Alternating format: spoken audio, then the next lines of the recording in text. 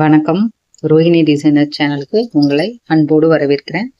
இன்னைக்கு நம்ம என்ன பார்க்க போறோம்னா, பேசிக் கிளாஸ்ல ஒரு நார்மல் ஸ்ட்ரெயிட் கட் பிளவுஸை எப்படி கட் அதில் மெஷர்மெண்ட் ஒரு அளவு பிளவுஸ் வச்சு மெஷர்மெண்ட் எடுத்து ஸ்டெப் பை அளவு எடுத்து ஸ்டெப் பை ஸ்டெப்பாக எப்படி கட் பண்ணுறது, எப்படி ஸ்டிச் பண்ணுறதுங்கிறதெல்லாம் பார்க்க போகிறோம். ஃபஸ்ட்டு இன்னைக்கு வந்து கட்டிங் வீடியோ பார்க்க போகிறோம். வாங்க பார்க்கலாம்.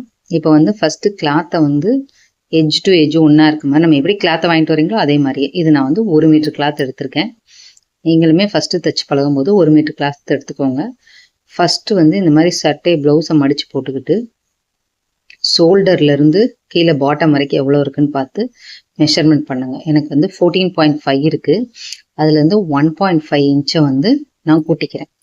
ஏன்னா கீழே மடித்து தைக்கிறதுக்கு 1.5. ஸோ அதோட கூட்டிக்கோங்க. அப்போ 15.5. இப்போ பாடி வித்து பார்க்கணும். பாடி வித்து பார்த்தீங்கன்னா நம்ம பாதியா 4 தான் இருக்குது. ஸோ நம்ம ஃப்ரண்ட்டுக்கு மட்டும் பார்ப்போம், பேக் சைடுக்கு மட்டும் வச்சுட்டு எப்படி இருக்குங்கிறத நம்ம பார்க்கணும். இப்போ எப்படி பார்க்கணும்னா, இந்த ஆம் ஹோல் டு இந்த ஆம் ஹோல் எனக்கு 22 இருக்குது. அதை பை 2 போட்டிங்கன்னா 11. அதுலேருந்து 1 இன்ச் நான் தையலை கூட்டி 12 இன்ச் வைக்கிறேன். சரிங்களா? இந்த armhole to armhole inch டேப்பும் ப்ளவுஸும் ஸ்ட்ரெயிட்டாக இன்ச் வச்சு மெஷர்மெண்ட் பார்க்கணும். ஸோ இப்படி பார்த்தீங்கன்னா 22. இது அதனால பை 2வாக போட்டுக்கிறோம், அவ்வளோதான். ஸோ அதே மாதிரி நம்ம எங்கே உயரம் மார்க் பண்ணமோ அங்கேருந்து அந்த 12 வந்து மார்க் பண்ணிக்கிறேன். ஸோ அதே 12 கீழேயும் மார்க் பண்ணிவிட்டு ஒரு பாக்ஸ் மாதிரி போட்டுக்கோங்க. ப்ளவுஸ் பார்த்தீங்கன்னா ஃபஸ்ட்டு வந்து நம்ம அளவெடுத்து என்னடா இத்தனை அளவு இருக்குது அப்படிங்கிற மாதிரி இருக்கும். ஆனால் கட் பண்ணி மெஷர்மெண்ட் பண்ணி எல்லாம் ஸ்டிச் பண்ணி போடும்போது பர்ஃபெக்டாக வந்துடும். பயப்படாதீங்க. தைக்கிறதுக்கு ரொம்ப ஈஸியாக தான் சொல்லித்தரேன்.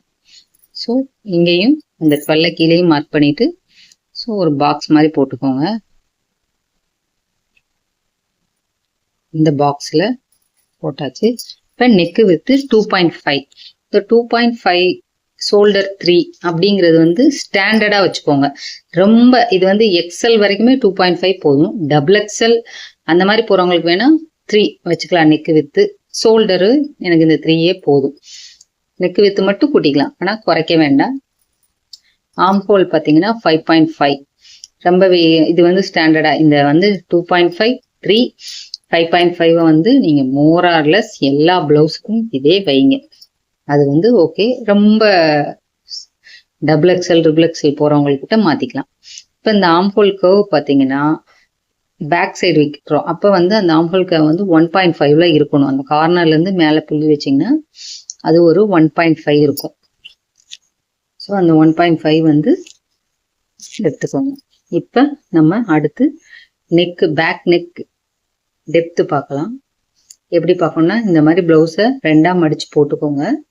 மடித்து போட்டுட்டு ஷோல்டர்லேருந்து பிடிச்சி அந்த கர்வ் எங்கே முடியுது பார்த்தீங்களா, அந்த நம்மளோட அந்த இடத்துக்கிட்ட வச்சிங்கன்னா என்ன பாயிண்ட் இருக்கோ அதுதான். இப்போ எனக்கு 9.5 இருக்குது, நான் போட்டுக்கிறேன்.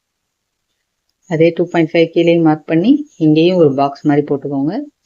இது வந்து உங்களுக்கு வந்து ஒரு லைட் கர்வ் போட்டால் போதும், 1/4 இன்ச். அது பண்ணாதான் ரவுண்ட் நல்லா அழகாக வரும். ரொம்ப மேலே ஏற்றி போடாதீங்க. இப்படி போட்டிங்கன்னா தான் ரொம்ப அழகாக இருக்கும். ஸோ இப்போ இந்த பேக் பீஸை கட் பண்ணி நம்ம எடுத்துக்கலாம், வெட்டலாம். தையல் கற்றுக்கணும்னு நினச்சிங்கன்னா ஆரம்பத்தில் கற்றுக்கும் போது பார்த்தீங்கன்னா கட் பண்ணுறது மெஷர்மெண்ட் எடுக்கிறது எல்லாம் பார்க்கும்போது பயமாக இருக்கும், ரொம்ப கஷ்டமாக தெரியும். ஸோ அதெல்லாம் வந்து பார்த்தீங்கன்னா நீங்கள் கட் பண்ணி மெஷர்மெண்ட் எடுத்து ப்ராக்டிஸ் பண்ண ரொம்ப ஈஸியாக வந்துடும். ஸோ அதனால் பயப்படாமல் கட் பண்ணுங்கள். ஸோ நம்ம பேக் பீஸை இதே மாதிரியே தான் நெக் கீழேருந்து ஆரம்பிச்சுட்டு, ஏன்னா கிளாத்தில் எந்த இடத்தையுமே எந்த துணியையுமே வேஸ்ட் பண்ண முடியாது. நமக்கு எல்லா துணியும் தேவைப்படும். ஸோ ஒரு சில கஸ்டமர்லாம் 85 பாயிண்ட் எடுத்துகிட்டு வந்து கொடுப்பாங்க, 80 பாயிண்ட் எடுத்துகிட்டு வந்து தருவாங்க. ஸோ நம்ம வந்து தாராளமாக பழகும் போது 1 மீட்டர் எடுத்துக்கோங்க.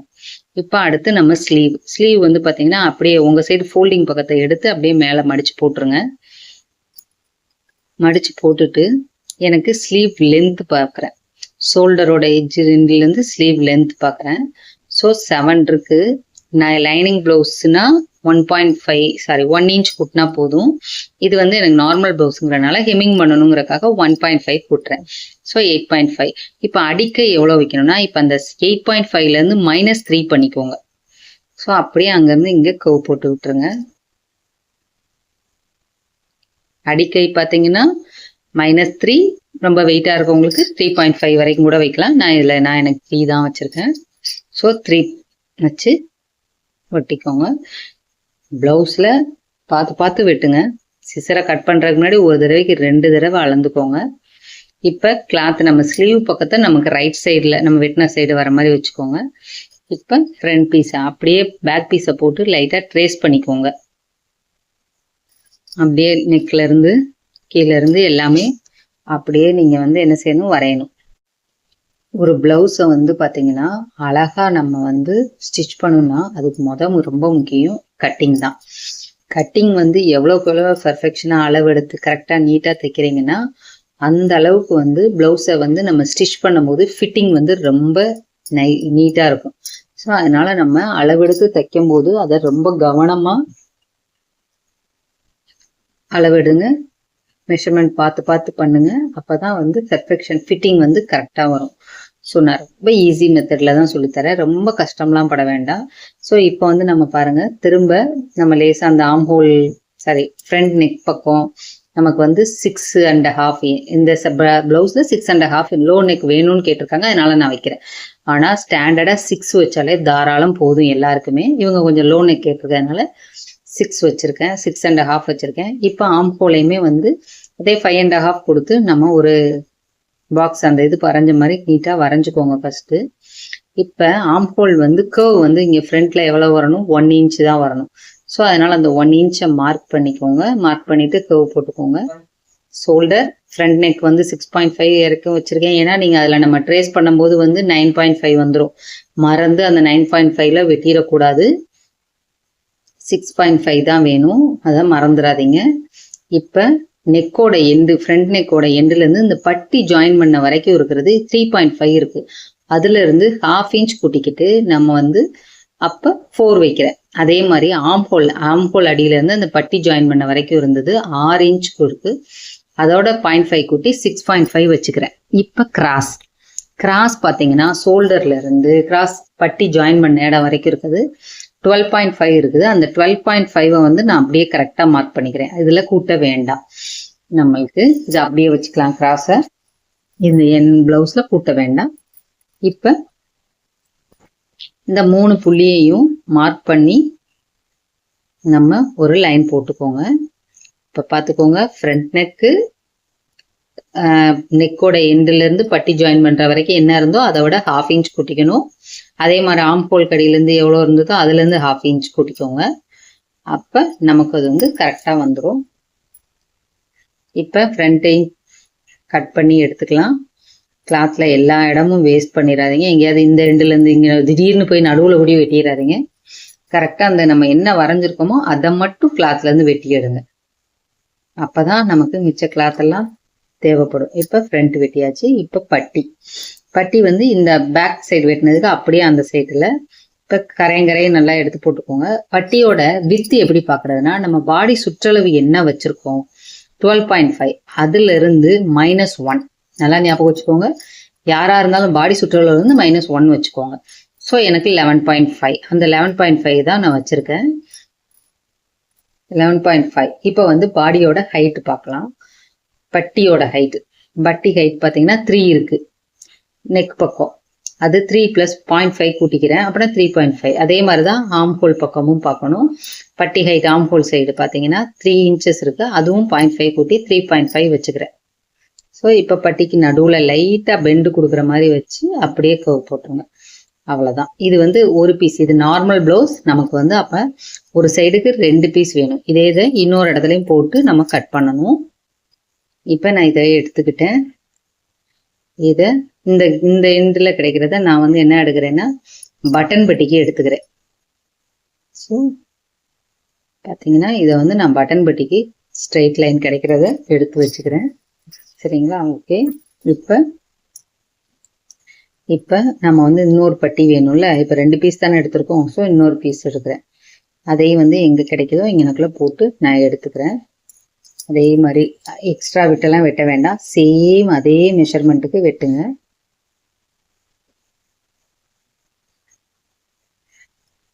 வெட்டுங்க இதே மாதிரி. இப்போ அடுத்து பார்த்தீங்கன்னா நம்ம கிராஸ் பீஸ், அதாவது நெக்லைனுக்கு வந்து கிராஸ் பீஸ் மார்க் பண்ணணும். இன்னும் அதை எப்படி வெட்டுறதுன்னு பார்க்குறேன். இப்போ இந்த கிளாத்தை வந்து விரிச்சு போட்டுக்கோங்க. நிஜமாவே பார்த்தீங்கன்னா கடையில் தைச்சு வாங்கி போட்டு இருக்கும்போது இருந்த சந்தோஷத்தை விட நம்ம கையால் ஒரு ப்ளவுஸை ஸ்டிச் பண்ணி நீங்கள் போடும்போது ரொம்ப கான்ஃபிடெண்ட்டாக இருக்கும், ரொம்ப ஒரு சந்தோஷமாகவும் இருக்கும். ட்ரை பண்ணி பாருங்கள். ஸோ பேசிக்காக சிம்பிளாக தான் சொல்லி கொடுக்குறேன். ஸோ ட்ரை பண்ணுங்கள். இப்போ பார்த்தீங்கன்னா இந்த பீஸை வந்து நம்ம ஸ்கேல் எடுத்துக்கோங்க. ஸ்கேல் வந்து ஒரு ஸ்கேலோட அகலம் வந்து 1.5 இன்ச்சஸ் இருக்கும். ஸோ இதை கிராஸாக வச்சுட்டு இங்கே ஒரு ஸ்கேலை வந்து அகலத்துக்கு இங்கிட்டு ஒரு கோடு அங்கிட்டு ஒரு கோடாக போட்டுக்கோங்க. அப்படியே ஒவ்வொரு கோடு. எனக்கு வந்து நெக்கில் வந்து ரோப் கேட்டிருக்காங்க. ஸோ நான் ரோப்புக்கும் சேர்த்து வெட்டுறதுனால நான் நிறையா பீஸ் வெட்டிக்கிறேன். ஸோ 1.5 இன்ச்சஸ்க்கு அகலமாக எத்தனை கிளாத் கிடைக்குமோ அத்தனை கிளாத் நான் வெட்டுறேன். இந்த வீடியோ வந்து உங்களுக்கு ரொம்ப யூஸ்ஃபுல்லாக இருக்கும்னு நினைக்கிறேன். ஸோ எல்லாத்தையும் வந்து பொறுமையாக கற்றுக்கோங்க. சிசரை வைக்கிறதுக்கு முன்னாடி மட்டும் ஒரு தடவைக்கு 4 தடவை வச்சுட்டு கட் பண்ணுங்கள். கட் பண்ணிட்டா ஒன்றும் பண்ண முடியாது. ஸோ இந்த வீடியோ ரொம்ப பிடிச்சிருந்தா லைக் பண்ணுங்கள், சப்ஸ்கிரைப் பண்ணுங்கப்பா நம்ம சேனலை. ஸோ வாங்க தொடர்ந்து ஸ்டெப் பை ஸ்டெப்பாக அடுத்து வந்து இன்றைக்கி நார்மல் ப்ளவுஸ் கட்டிங் பார்த்துருக்கோம். ஸோ நாளைக்கு ஸ்டிச்சிங் பார்ப்போம் வீடியோ. அடுத்து பார்த்தீங்கன்னா நம்ம வந்து கிராஸ் கட்டிங் என்னென்ன வேணுமோ, உங்களுக்கு என்ன டவுட் இருந்தாலுமே எனக்கு கமெண்ட்டில் கேளுங்க, நான் கண்டிப்பாக பதில் சொல்கிறேன். ஸோ பெல் ஐக்கானையும் கட் பண்ணிக்கோங்க, ஆன் பண்ணிக்கோங்கப்பா. அப்போ தான் நமக்கு வந்து நான் போடுற அடுத்த வீடியோஸ் உங்களுக்கு கிடைக்கும். ஸோ என்னோடய வீடியோ பாருங்கள், ஈஸியாக தான் நான் சொல்லித்தரேன். ஸோ இந்த கிராஸ் பீஸ் ஃபுல்லாகவே நான் மொத்தமாக வெட்டி எடுத்துக்கிட்டேன். ஸோ பார்த்தீங்கன்னா ஓவராலாக வந்து கிளாத் வந்து ரொம்ப மிச்சம் விழுகாது. 1 மீட்டர் கிளாத் வந்து கரெக்டாக இருக்கும் ஒரு ப்ளவுஸ் தைக்கிறது. இந்த அவ்வளோதான் வேஸ்ட்டு. ஸோ ஒரு சிலர் இதில் 80 பாயிண்டில் தைச்சி கொடுன்னு சொல்லிட்டு வருவாங்க, கையிறக்கம் கேட்பாங்க. ஸோ அதெல்லாம் வந்து பாருங்கள். இப்போ பேக்கு, ஸ்லீவு, பட்டி 4 பீஸு, பட்டன் பட்டியும் வச்சுருக்கேன். ஸோ ஃப்ரண்ட் பீஸ் நமக்கு வேணுங்கிறதெல்லாம். இது கிராஸ் பீஸ். இவ்வளோதான், எல்லாம் வெட்டியாச்சு. ஸோ ரோஹினி டிசைனர் சேனலை சப்ஸ்கிரைப் பண்ணுங்கப்பா, லைக் பண்ணுங்கள். என்னைனாலும் கமெண்ட்ஸில் டவுட்னா கமெண்ட் பண்ணுங்கப்பா. தேங்க்ஸ் ஃபார் வாட்சிங்.